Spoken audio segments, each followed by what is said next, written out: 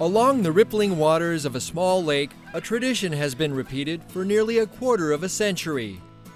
The first Saturday in May has brought eager youngsters to the water's edge of Senanco Lake for the past 24 years. There you go. Hold it now. Push it down and hold it. Coon Rapids Kiwanis President Lowell Kutches instructs 8-year-old Michaela Henson on the finer points of spin casting. We are not fishing. They're just casting plugs to practice. The Anoka County Parks' Todd Murawski says the volunteers provided by the Kiwanis, Coon Rapids Lions, and VFW help make the event free to the public. People can come and they know they don't have to spend any money. They come and learn about fishing. They get some fishing product and it's free. So it's fun to be able to offer that to the public and allow them to come into our park and not have to pay anything. I'm decent at it. Rita Cusco came all the way from Columbia Heights with her brother Joseph and family friend Dan Stieskel to join in the fun of the fishing clinic. I've got a little bit better at spin casting.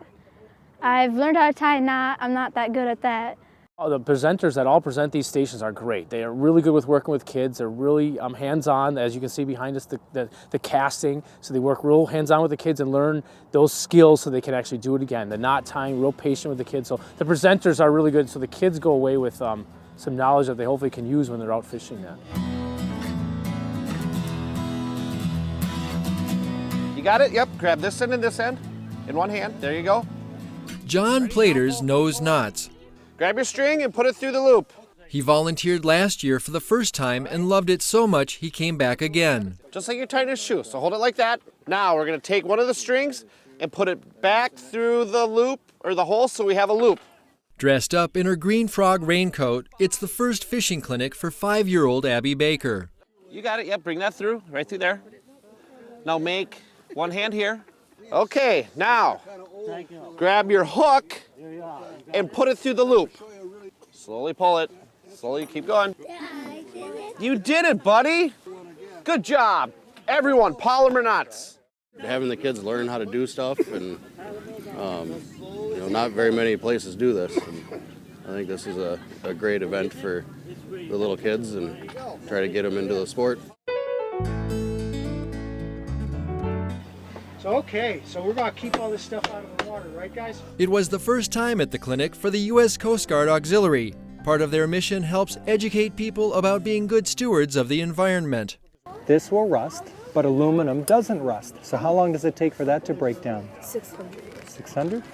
200 years for that to break down. To move the imagination, the auxiliary created the garbage game. Both kids and adults try and guess how long it takes for trash and other items to break down in the environment. You throw the fishing line in the water, how long? Forever? How long does anybody else think? 6 weeks. Forever? 6 weeks? 9 weeks. 200 years. 600 years, pretty close. We get kids to realize that a plastic bottle, if left on the river, will take 450 years to be broken down by the environment.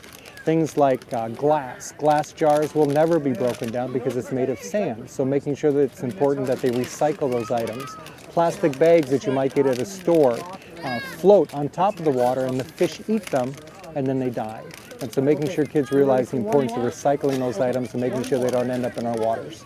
This volunteer arm of the U.S. Coast Guard also displays invasive species to help people understand the problems they cause in our lakes and rivers.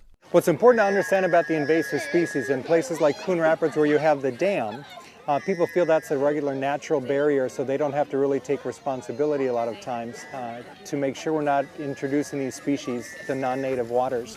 So things like milfoil and zebra mussels are items that very easily latch on to boats as people move from one lake to another lake, and we have pretty strict restrictions now about making sure you're cleaning your boats off, making sure you're draining your live wells, also taking out your boat plugs. This year, if you take your boat plug out and put it back in as you move from lake to lake, you can be cited. And so we really want to get out to folks is making sure they're taking the time to get those the milfoil off, the zebra mussels off, and make sure they understand from an environmental standpoint the negative effect garbage plastics have on the environment.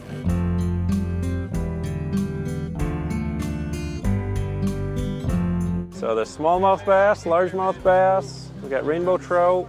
Fishing in the neighborhood is what the DNR calls its urban fishing program. Fish identification expert Jim Levitt says there's a lot of interest in doing events like this. I enjoy talking to the kids, teaching them about the fish, hearing their fish stories. The kids always like to tell me what their big fish was or what they caught. I've caught a brown trout and a rainbow. I've caught a little minnow like that big. Learning about the differences between fish is fun for just about everyone. So this is a largemouth bass here. They're pretty common in a lot of our lakes around the metro. They've got this kind of black line along their side. Their jaw goes behind the eyeball. They can get state records right up around 8 pounds, so they can get quite a bit bigger. There's the smallmouth bass. Their mouth doesn't go past their eyeball. The bluegill sunfish, probably one of the most caught species in Minnesota, just because they're easy to catch. They're in almost all our lakes, especially around this part of the state.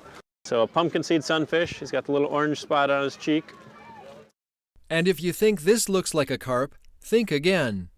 It's a carp sucker or quillback. They look very similar. They live out here in the Mississippi River. It's a native species, easily confused with carp. Most people think it's carp when they first see it. Seneca Lake has right now rainbow trout, which are the rainbow colored fish here. The rainbows have the color on their side, like kind of that pinkish greenish color. That's where they get their name. They've got the speckles on them. The other trout that we do some stocking of is brown trout, and they're gonna have more little bigger spots instead of the kind of the wormy speckled marks on them. One of the jobs of the Anoka County Sheriff's Office is boat and water safety, and there's no one better to drive home the point than Reserve Deputy Vern Waldner. We want you to be safe. Water is a lot of fun, but you got to respect it. Anybody in the state of Minnesota 10 and under has to have a life jacket on at all times when they're in the water. Waldner has been at every kid's fishing clinic since the start. His water safety message highlights the importance of wearing a life jacket. You want to know why the life jacket's only this big? Because it only protects your vital area. So if you fall in the water, like out today out there, your arms will go numb, your legs will go numb, because all the blood is going to go up to your main part of your body, your heart, your lungs, your kidneys, and the brain, to keep you afloat, to keep you alive. They prefer to reach out to kids through education rather than at the end of a water rescue pole. Hypothermia is a thing that kills you. Hypothermia means your body is losing heat. When you come out of the shower or bathtub, what do you do before you put use the towel? You shiver? That means you want to be warmed up. Warm me up, shiver me some more, then your body gets warm. This is the number one thing. You can't have fun fishing and boating without one of these on. After the presentation, each kid got a coloring book to bring home the message of water safety. Children 10 and under have to have these on at all times while on the water. Where adults, just like in a car seat, if they got it on, the kids see what they're doing, they like to wear theirs. Have fun out there and have a nice warm summer.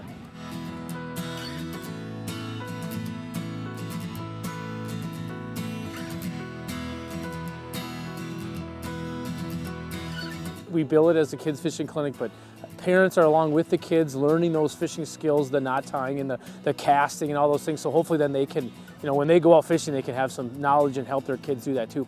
Before we leave the fishing clinic, there's a Chinese proverb that says, if you give a man a fish, you feed him for a day. If you teach a man to fish, you feed him for a lifetime. Lessons learned by boys and girls along the shoreline of a lake. I'm Steve Antis for CTN Studios. Happy fishing!